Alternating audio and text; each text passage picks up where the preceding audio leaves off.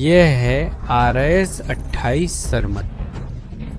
रूस इसे सैटर्न दो कहता है। यह नाम खास तौर पर चुना गया है ताकि वही दर्शाए जो यह दर्शाता है, प्रलयकारी विनाश।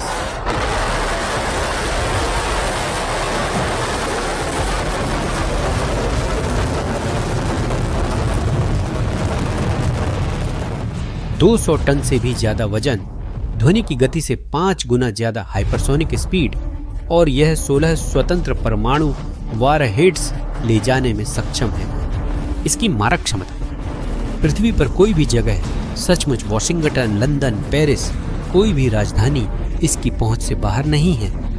यही वह मिसाइल है जिसका वादा पुतिन ने रूस के परमाणु प्रतिरोध के भविष्य के रूप में किया था। कयामत की हथियार कम से कम कागजों पर तो है।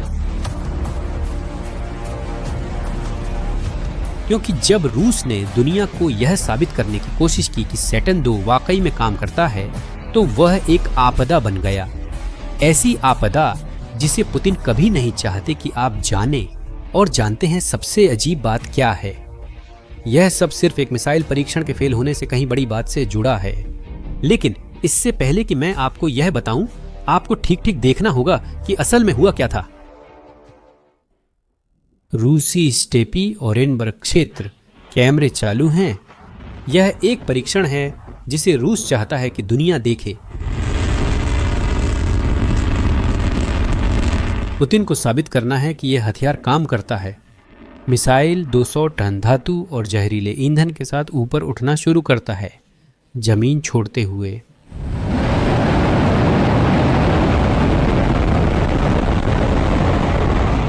शुरुआती कुछ सेकंड में सब कुछ सामान्य लगता है, लेकिन फिर लॉन्च के 7 सेकंड बाद मिसाइल घूमना शुरू कर देती है। यह कोई चाल नहीं है, यह पूरी तरह से नियंत्रण खो देना है। यह ऐसा है जैसे आप 200 टन की तोप का गोला देख रहे हों और अब आपको नहीं पता कि वह कहां जा रहा है। यह 15 सेकंड थे और पूरी तरह से विघटन हो गया। विस्फोट रूस के आकाश को रोशन कर देता है और फिर वह चीज सामने आती है, एक विशाल जहरीली बैंगनी बादल जो रूसी क्षेत्र में फैल रही है। तस्वीरें पूरे इंटरनेट पर हैं और पुतिन के पास इनकार करने का कोई तरीका नहीं है, इस बार नहीं। लेकिन रुकिए, यह और ज्यादा बुरा होता है। वो बैंगनी रंग सिर्फ नाटकीय नहीं है, वो एक पहचान है। इसे टेट्रोक्साइड ऑफ नाइट्रोजन कहते हैं, जो मिसाइलों में सबसे जहरीले ईंधनों में है। जब टैंक हवा में फटते हैं तो ये रसायन हाइड्रोजन के साथ मिल जाता है। इसी कारण वही खास बादल बनता है। ऐसा लगता है जैसे मिसाइल एक रासायनिक संदेश छोड़ रही हो।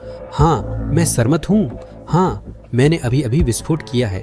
और उस बादल का आकार बताता है कि मिसाइल पूरी तरह से लदी हुई थी। पुतिन चाहते थे कि रूस के मध्य से कामचटका तक 5000 किलोमीटर से अधिक दूरी तक परीक्षण हो, ताकत दिखाने के लिए। इसके बजाय सतान मुश्किल से 400 मीटर ही पहुंचा था, इससे पहले कि वह खुद रूसी क्षेत्र के ऊपर बैंगनी धुएं में बदल गया। और जब पुतिन अपनी सुपर हथियार को इंटरनेट पर मजाक बनते देख रहे थे, क्या आपको पता है कि यूरोप के दूसरी तरफ क्या हो रहा था? स्वीडन, जो 200 सालों से एक तटस्थ देश रहा है, 2000 किलोमीटर की रेंज वाले मिसाइल विकसित करने के लिए अनुबंधों पर हस्ताक्षर कर रहा था, जो मॉस्को तक पहुंचने के लिए जी पर्याप्त है। ना कागज पर, ना प्रचार में, बल्कि असली कंपनियों के असली अनुबंध और सिर्फ 18 महीनों में काम करने वाले प्रोटोटाइप की आक्रामक समय सीमा। जहां रूस मुश्किल से एक मिसाइल को बिना फटे बना पा रहा है, वहीं यूरोप चुपचाप, कुशलता से और नतीजों के साथ पूरी एक आक्रामक क्षमताओं की नेटवर्क बना रहा है। लेकिन ठहरिए, आपको समझना होगा कि हम यहां तक कैसे पहुंचे, क्योंकि इस कहानी में इतनी जबरदस्त विडंबना है कि आपको यकीन करने के लिए इसे 2 बार सुनना पड़ेगा। क्या हम शीत युद्ध के दौर में वापस चलें? सोवियत संघ ने R-36 से बनाया एक अंतर महाद्वीपीय मिसाइल जो सच में काम करती थी। इस मिसाइल ने 20 परीक्षण किए, 20 सफलताएं और कोई भी विनाशकारी विफलता नहीं हुई। यह सोवियत इंजीनियरिंग का शिखर था, कड़ी, परखी और पूरी तरह कार्यशील। R-36M सोवियत परमाणु शस्त्रागार की रीढ़ बन गया और यह दशकों तक काम करता रहा। लेकिन इन मिसाइलों को 30 साल तक चलने के लिए डिजाइन किया गया था। इनकी उम्र 2016 में खत्म हो गई थी और रूस के पास इन्हें बदलने के लिए कुछ भी तैयार नहीं था। इसलिए वे एक्सपायरी डेट पार कर चुके मिसाइलों का इस्तेमाल करते रहे। और यहीं पर सरमत आता है। इसे नई पीढ़ी का एकदम परफेक्ट विकल्प होना चाहिए था, लेकिन जानते हैं नतीजा क्या निकला? आंशिक सफलता। संख्या में कहें तो हम हर 5 प्रयासों में से एक की बात कर रहे हैं, यानी 20% सफलता दर। मुझे इसे एक नजरिए से समझाने दो। शीत युद्ध का सोवियत मिसाइल सेवा में आने से पहले 20 सफलताएं, आधुनिक रूसी मिसाइल एक आंशिक सफलता और 4 शानदार विस्फोट। आज की रूस वो नहीं कर पा रहा है जो सोवियत संघ आराम से कर लेता था। अब वो हिस्सा आता है जिस पर आप यकीन नहीं करेंगे। ध्यान से सुनिए क्योंकि ये जरूरी है। क्या आप जानते हैं कि वो 38-6M मिसाइलें कौन चला रहा था? कौन रूसी परमाणु हथियारों का रखरखाव कर रहा था? यूक्रेन। मैं फिर से कहता हूं, यूक्रेन। 2014 तक यूक्रेनी कंपनियां रखरखाव के लिए जिम्मेदार थीं। यूक्रेनी इंजीनियर, यूक्रेनी फैक्ट्रियां, यूक्रेनी विशेषज्ञता पुतिन के मिसाइलों को चालू रख रही थी। और फिर पुतिन ने 2014 में क्रीमिया पर हमला कर दिया और इसके साथ ही यूक्रेन ने सारे संबंध तोड़ लिए। तुरंत रखरखाव खत्म हो गया, विशेषज्ञता खत्म हो गई, ज्ञान खत्म हो गया। पुतिन ने सचमुच वही एक चीज नष्ट कर दी जो उनके परमाणु शस्त्रागार को चालू रखती थी। ये ऐसा है जैसे आप अपने ही मैकेनिक को मुक्का मार दें और फिर हैरान हो कि आपकी गाड़ी अब स्टार्ट क्यों नहीं हो रही है। फर्क बस इतना है कि इसमें गाड़ी में परमाणु वारहेड हैं। और जब रूस बेताबी से उस ज्ञान को फिर से हासिल करने की कोशिश कर रहा था जिसे उसने खुद नष्ट कर दिया था, यूरोप ध्यान से सब कुछ नोट कर रहा था। फ्रांस, जर्मनी, इटली, पोलैंड सभी ने लंबी दूरी की मिसाइल कार्यक्रम शुरू कर दिए थे। British company Guest Keen and Nettlefolds aerospace engine विकसित कर रही थी और नीदरलैंड मिसाइल के ढांचे डिजाइन कर रहा था। ये 10 साल के प्रोजेक्ट नहीं है, ये 18 महीने के विकास चक्र है। यह नवाचार की वह गति है जिसका रूस अब मुकाबला नहीं कर सकता, क्योंकि रूस पुराने मिसाइलों को ठीक करने की कोशिश कर रहा है जिन्हें वह अब बनाए नहीं रख सकता, जबकि नए मिसाइल बना रहा है जो शर्मनाक नियमितता के साथ फट जाते हैं।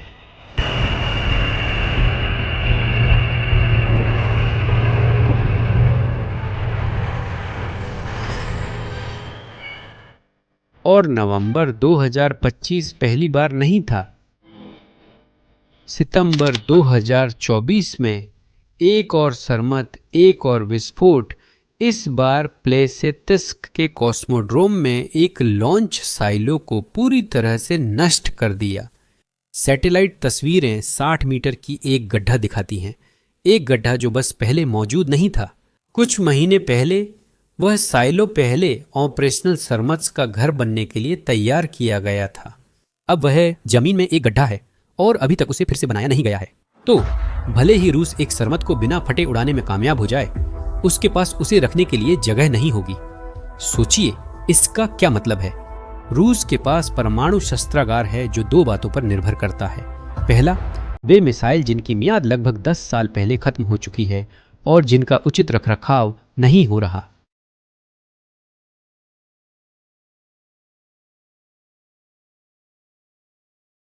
और दूसरा, नए मिसाइल जो फट जाते हैं। 80% मामलों में यह ऐसी बंदूक से डराने की कोशिश है जो आपके हाथ में फटने की संभावना ज्यादा रखती है बजाय लक्ष्य साधने के। और पूरी दुनिया इसे देख रही है, जिसमें चीन और भारत भी शामिल हैं। वे सभी देश जो रूस पर किसी न किसी तरह का रणनीतिक संतुलन बनाए रखने के लिए निर्भर थे। सबने वह बैंगनी बादल देखा और संदेश समझ लिया। जानते हैं सबसे विनाशकारी बात क्या है? पुतिन ने नवंबर 2024 में घोषणा की थी कि सरमात 2025 में लड़ाकू सेवा में शामिल हो जाएगा। नवंबर 2024 टेस्ट से कई हफ्ते पहले, जिसे आपने अभी फटते देखा, उसने कहा कि सिर्फ कुछ औपचारिक प्रक्रियाएं पूरी करनी है और बड़े पैमाने पर उत्पादन अब पास ही है। यह एक आंशिक रूप से सफल टेस्ट और कई बार असफल होने के बाद कहा गया। यह प्रचार सबसे क्रूर तरीके से हकीकत से टकरा रहा है, क्योंकि अगर रूस सच में अभी सरमाट को सेवा में लाता तो उसके पास अपने ही क्षेत्र को मारने की संभावना किसी और देश से ज़्यादा होती। एक मिसाइल जिसमें 16 परमाणु वारहेड हैं, जो 80% बार फेल हो जाती है। सोचिए, गारंटीड म्यूचुअल डिस्ट्रक्शन अब आत्मविनाश बन गया है, और इसकी वजह है कि रूस ने अपनी औद्योगिक क्षमता खो दी है। बिल्कुल सीधा है। सरमात के प्रणोदन सिस्टम बनाने वाली कंपनी में कर्मचारियों की भारी कमी है। यह मिसाइल रूस द्वारा अब तक विकसित किए गए सबसे जटिल प्रोजेक्ट्स में से एक है, और वे इसे बना रहे हैं। सोवियत संघ की बुनियादी संरचना, यूक्रेनी विशेषज्ञता और पुराने संसाधनों के बिना यह ऐसे है जैसे आप फॉर्मूला 1 कार को फिर से बनाना चाहें, लेकिन आपके पास आधे पुर्जे भी ना हो और एक भी असली इंजीनियर ना हो। इन सब के बाद भी आपसे रेस जीतने की उम्मीद है, लेकिन रुको, और भी है, क्योंकि रूसी सुपर हथियार सिर्फ सरमाट पर ही नहीं रुकते। क्या तुम्हें किंजाल याद है? वही हाइपरसोनिक मिसाइल जिसे पुतिन ने अजेय बताया था। यूक्रेन युद्ध के असली आंकड़े एक बिल्कुल अलग कहानी बताते हैं। अमेरिकी पैट्रियट सिस्टम्स ने किंजाल को बार बार इंटरसेप्ट किया। इंटरसेप्शन दर 37% रही। यह ज्यादा नहीं है, लेकिन सोचिए कि यह एक ऐसा मिसाइल था जिसे रोकना नामुमकिन माना जाता था।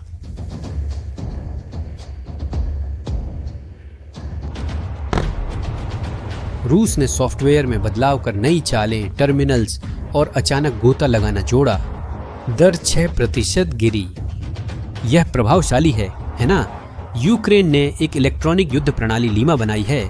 यह मिसाइल को गिराने की बजाय ग्लोबल पोजीशनिंग सिस्टम को धोखा देता है, जिससे मिसाइल चूक जाती है।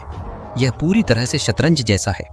एक चाल चलता है, दूसरा उसका जवाब देता है, और हर राउंड के साथ यह और भी साफ हो जाता है कि सुपर हथियार उतने सुपर नहीं हैं। इस बीच यूरोप सिर्फ अपनी रक्षा नहीं बना रहा है, वह अपनी तलवारें भी तैयार कर रहा है। पारंपरिक मिसाइलें, गैर परमाणु सटीकता के साथ ऐसी मिसाइलें जो सैन्य ठिकानों, कमांड सेंटर्स और महत्वपूर्ण बुनियादी ढांचे को निशाना बना सकती हैं। रूस के अंदर संदेश बिल्कुल स्पष्ट है।